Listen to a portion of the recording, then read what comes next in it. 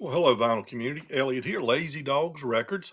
And this is a this and that video for the vinyl community. I hope you'll enjoy it. First of all, I'm gonna talk about some books. I'm gonna talk about live streams. I'm gonna talk about VCLT, and I'm gonna talk about recent purchases. So I'll start with recent purchases because everybody loves to see records that we've picked up. I've been very fortunate that I've been able to pick up a lot of tone poet and classic series on Blue Note, and been able to pick a lot of them up either as near mint, used, or as on sale, new. And a couple of examples. I got this Indestructible by maybe my favorite jazz band, Art Blakey and the Jazz Messengers. And this is a 2019 80s vinyl series, which is kind of like the Vinyl Classic series continuation, or it predates that a little bit. I think they changed the name of it after a while. But this is with Lee Morgan on trumpet, Curtis Fuller on trombone, Wayne Shorter on tenor sax, uh, Cedar Walton on piano, Reginald Workman on bass, and of course Art Blakey on the drums. Really like this one. I've probably got more Art Blakey and the Jazz Messengers than any other jazz artist since I've been really getting into jazz on vinyl. And I also got another one of my favorites is Clifford Brown. This is the Memorial album, and this is a also a classic vinyl series. This is from 2024. Actually, was used, and I picked it up for at a very good price. Let's see the lineup on side one: Clifford Brown, G.G. Grace on alto sax and flute, Charlie Ross on tenor sax, John Lewis playing the piano, Percy Heath on bass, and Art Blakey, of course, on drums. That was a 1953 recording. And then earlier in 1953, side two, a little bit different lineup. Clifford Brown on trumpet, of course. Uh, Lou Donaldson on uh, alto sax. Elmo Hope on piano. Percy Heath on bass. And Philly Joe Jones on drums on this one. Okay. And again, it seems that there are a lot of people that buy up these Blue Notes when they first come out, play them a little bit, a handful of times, and flip them. They're churning their collection pretty rapidly. And I've been very fortunate, but I've had access to people that are doing that and have been able to purchase a lot of stuff. I also love singer songwriters. This is an artist that uh, came along during the CD era. I have a bunch of his stuff, but none of it on vinyl, all of it on CD. And that's Todd Snyder. And I was able to pick up two Todd Snyder albums. And boy, my light's rough in here, isn't it? And this is Cash Cabin Sessions Volume 3. And Todd Snyder, First Agnostic Church of Hope and Wonder, limited edition, 180 gram color vinyl. And kind of psychedelic looking, isn't it? Picked both of these up from the same source, some classifieds in the Hoffman forums at really good prices. And I'm happy to get those. On Amazon, I've picked up a couple of, I wouldn't call them blind buys, but this one definitely not a blind buy. I've got a lot of their CDs and a couple of their albums. Steep Canyon Rangers, a bluegrass band that's been around for 25 years probably. This is first edition Morning Shift on orange vinyl. Steep Canyon Rangers. And this was a blind buy. Sierra Farrell, Long Time Coming. And this is I guess, a country, non-pop, non-top 40 type country album. Americana. I don't that term. Three-fourths of the time when I pick up so-called actual Americana artists uh, that I'm not that I hear about, but don't really know their music yet. When I pick it up, a lot of their music is just so-so. I go back to the old standards. I mean, some of the guys and gals are really good, but I don't like. I've been disappointed in a lot of the so-called Americana uh, albums that have been coming out. I'm hoping I haven't heard this one yet. I'm hoping I'm going to be really happy with this album. And I'll show you some more recent finds in just a minute. I'll talk about live streams a minute. During the pandemic, 2020, 2021, things started changing in the vinyl community a little bit. You know, the only thing constant is change, right? And a lot of people aren't real happy about live streams, and others are reveling in it, really enjoying it. There's a lot of good live streams, but there's negative too. I know I don't watch nearly as many videos like the one I'm doing right now of my friends in the vinyl community because so much of my time that's not spent doing other things uh, that would have been spent watching their videos, I spend them on live streams. So that's a negative. But a positive is there's a lot of great interaction on live streams. And a lot of people have started doing it. And of course, one of the earliest ones, of course, was Rachel, originally Music Ma'am, and then later rechristened as Rachel's Ghost, which airs 7 days a week from in the morning, depending on what time zone you're in Eastern Standard Time, 9 to 12, give or take 30 minutes. And it's become a mainstay in the vinyl community. It's not by any means everybody's cup of tea. I enjoy it. There's a great back and forth. It's not all about vinyl, but vinyl is what brings everybody there to begin with, and then it ventures out. But I certainly understand some people can't stand Rachel, and some people love Rachel, and some people like the show, and some people don't. Perfectly understandable. Everything's not for everybody. But what it has done is launched a lot of people's uh, channels. She introduces a lot of people to the vinyl community, which gains them a following and interest, and introduces us to lots of very interesting characters and folks within the vinyl community and outside the vinyl community we probably never would have been exposed to or known about had it not been for that show. It's a lot of laughs, it's irrelevant, and and it can be heated at times. So it's definitely not for everybody, but it's something you may want to check out sometime. Uh, and I think depending on your particular perspective, you may really enjoy it. But one of the things she really does do a lot of, and that is introduce people to others in the vinyl community, and introduce the vinyl community to artists and producers and things like that. Uh, Shout out some of the live streams that are going on. Now, the great thing about live streams is they can be very specific and very focused on one particular topic or idea, or they can be very wide ranging.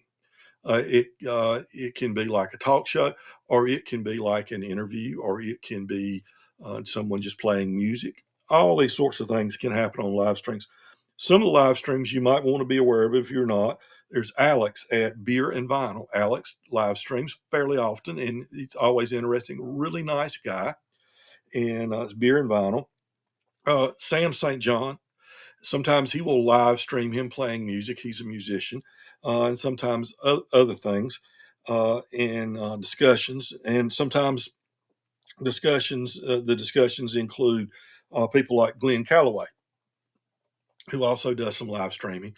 All those are really good channels, and those three are kind of interconnected. They all know each other and go on each other's a lot.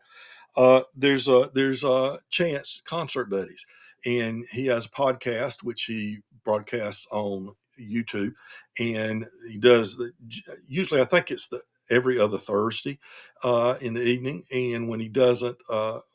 When he finishes what will be the podcast that'll go out there, there's usually an open forum that takes place afterwards, after the podcast portion is done. It can be very, very interesting.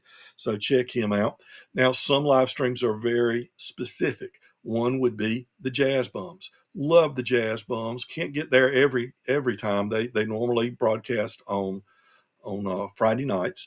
But whenever I can, I get there, and I've learned so much. So much of what I pick up jazz wise is based on recommendations from guys in among the three jazz bums and those periphery around the jazz bums as well. Now, there's guys in the UK that are doing really interesting things too. There's Ian ranking the obscure every Thursday.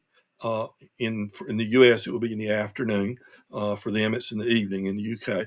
Every Thursday, Ian does a show where he takes 1 year and the guests show records and talk about records from that year. And I've been able to participate in that particular live stream a few times and have had a lot of fun doing that.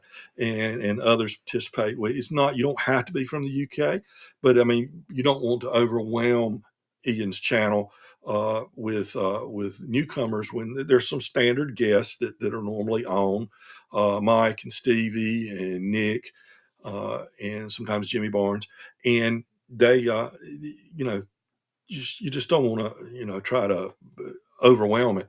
But I try to come on every couple of weeks or so and share some albums on that show. Really enjoy Ian's show. Uh, there's also in the UK, there is Vinyl Dale Simon, and he has started a Friday afternoon in the US, afternoon, evening in the UK show. And he's kind of feeling his way, trying to figure out what to do for a while there. It was kind of like a Rachel's Ghost show in that it was more like a talk show discussion. And more recently, he's become more focused on a specific topic. For instance, today I've been watching them today, and they've been talking about specifically the Bond movies and discussing those things and stuff like that. So that's one you might want to check out. And Jimmy Barnes does one. I think it's Sunday nights, his normal time, where he does kind of a rankings type thing, not exactly like what Ian does, but some similarities to that. He's also from over in the UK. Um, and I'm going to leap a lot out, and I apologize for that. But there are a lot of live streams out there that you might enjoy, might want to check out. There's a jazz club called Smalls Club or cafe or whatever. They broadcast their jazz shows each night. So check that out. It's a New York City. I think it's in the Greenwich Village area, New York City club, and they've got cameras on, and you can listen and watch a jazz performance that otherwise you'd never get a chance to see. They're also the concentrating just on playing music. Patrick Peebethal. And Patrick does a show, I think, a couple of nights a week or more. He does a show where he plays music and people get on sometimes and discuss a little bit, but it's much more about playing the music, discussing. But also the auctions. The auctions are great live streams if you're looking for records. And we've got there's what's called the Dizzy Collection that Norman Maslow, Mazzy, has been doing. Periodically, he'll do one. He's selling off a friend of his collection of records, and that's those are always fun and good. And uh, Patrick Peebethal, he does auctions as well and get some good stuff. I bought from all these people I'm talking about now, and always get good quality music. It's an auction, so sometimes prices may get a little higher than what you would find uh, at a brick and mortar or on Discogs, but oftentimes they're lower than that, and they're going to be reasonable. You just don't want to, get ahead of you, get carried away. Like at any auction, people can get carried away, and the price could go way up. Uh, but they're very fair. They don't start the prices out real high, and they let nature take its course. Another is Rob the Waxed. Rob has started. He's got a show, Jazz Talk, which he does on usually Tuesday nights, I believe, where he'll go live and have two or three guests or more, and they will talk about about jazz music, records they've acquired or things they've found in the wild, things like that. And Rob also, the Waxed also does auctions, and I bought a lot of records from Rob in those auctions. Uh, Another live stream, I don't want, I forget Jose. Jose does, and I'll have to Jose. Uh, Three names I can't remember.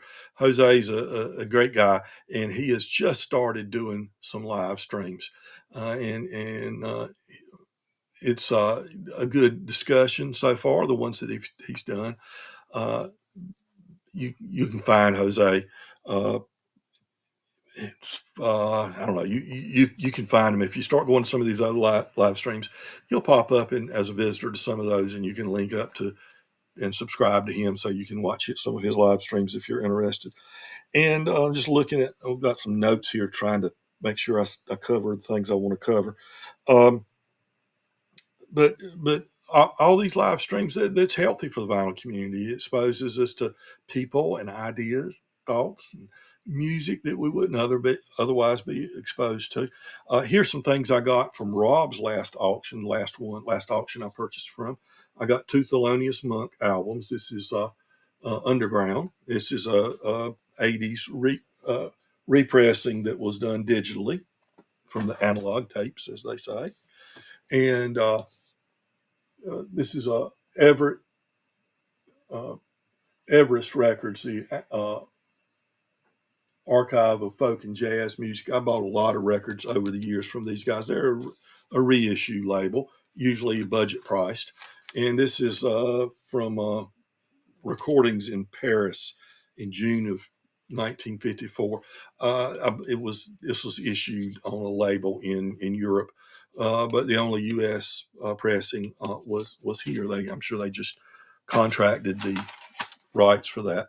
And Max Roach, Jazz in 3/4 time. I got this from him, and this is I'm just okay. Kenny Dorman's on trumpet, Sonny Rollins on tenor sax, Billy Wallace on piano, George Morrow on bass, Max Roach, of course, on drums on this album. A very good album.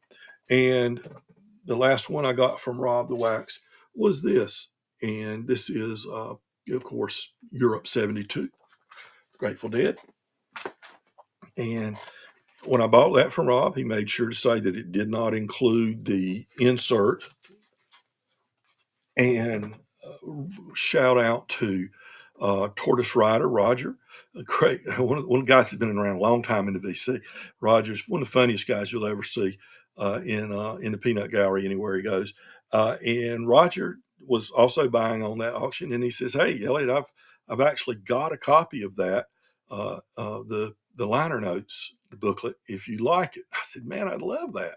And he stuck it in the mail to me, and he also threw in. He knew I was a big Little Feat fan too, and he stuck in this Little Feat album. He said, "You probably already have it, but I'll here it is anyway." And in fact, I did have it because I got all Little Feat's work. But what Roger's done is added to my daughter's record collection. My daughter is a Little Feat fan, and she listens to vinyl records. Uh, and this will be going to her collection, so she'll have more Little Feat. And let's see. Oftentimes, when you buy at auctions on YouTube, the people that are running these auctions, and these are vinyl community auctions. I'm not talking about professional auctions. I'm talking about just VC members, selling records back and forth to other VC members. Oftentimes, they will throw in a couple more records when they ship, and in fact, Rob did. He threw in this jazz structures, Howard Rumsey's Lighthouse All Stars, and Big Chief, and that's Junior Mance Trio. Junior Mance Trio. I've listened to both these, and these are great albums. I really enjoy them, and I appreciate that from Rob. Shout out to Rob. So those are, you know, as again, live streams have positive and negative effects, but overall, I think they add to the vinyl community and help us. They're not for everybody, and some people say I can't stand the live stream; it's too much drama or whatever, or why would I sit around and listen to these people talk about pressings or whatever. George Borden, that's another channel, a live stream channel. He streams on Sundays, and George Borden does a really good live stream. They get deep in the weeds about engineering and pressings and things like that. So sometimes, it goes right over my head. Other times, I can participate or watch from the peanut gallery and really uh, get a lot out of it. Uh, so George Borden's channel with Nick Pantazzi, who's his co-host there, that's another good live stream to check out. And the last thing I'll talk to you about are some books, music related books that I've been reading or about to read. Now, this is Something to Live For, the music of Billy Strayhorn by Vandeleur. Uh, the author's last name is Vandeleur, Walter Vandeleur. And this is, not a recent book. I tend to go searching for cheap used copies of books. So I don't always jump in and see if I can have to get the first pressing. I do sometimes, but like for instance, that Chris Hillman book, I bought that as a new book. That bluegrass book right there is a great reference book. I bought that, on eBay or something for, a couple, $3, $5 or something like that used. This is a used one. It came from the library at Oakland University, which I guess is the one over near Detroit. And this is a really interesting book. It's very technical. It's way above my head in some parts of it as they start talking about different things that you really have to have a strong music theory background in. But other times it has stuff that really enthralls me. Talking about how he and Billy Strayhorn and Duke Ellington worked not really together in their writing and arranging, but parallel. Like little kids before they learn to play together, they play in parallel. They want to be around each other, but they're kind of doing their own thing. That's how their relationship was. Uh, Strayhorn and Ellington didn't really co-write, but they would take different sections of a work or a suit or something, and be assigned different parts. Or Strayhorn may be assigned to do the vocal arrangements, while Ellington's going to work on the music, orchestrational arrangements or whatever, different things. But interesting how they work together. That's a big interesting thing in there. And another book, a jazz book I'm reading. I've got a couple of rock and roll books waiting to be read as well. But Dance of the Infidels, a portrait of Bud Powell. That's one I'm really looking forward. This is uh, a book I'm going to tackle next. Francis Paldress. Paldress. And again, I picked this up on eBay, for a few bucks used. So that's just some thoughts on what's going on in the vinyl community. So I've rambled on long enough. So I will bring this to a conclusion by saying, everybody remember, be kind to your neighbors, because we're all neighbors. Oh, also, NC State, Wolfpack, go Wolfpack. We're playing in the men's and women's Final Four this weekend. So if you don't have a favorite team already in the Final Four of the men's and women's tournaments, please be a supporter of the Wolfpack. We're the underdogs in the Final Four. So go Pack. All right, everybody take care.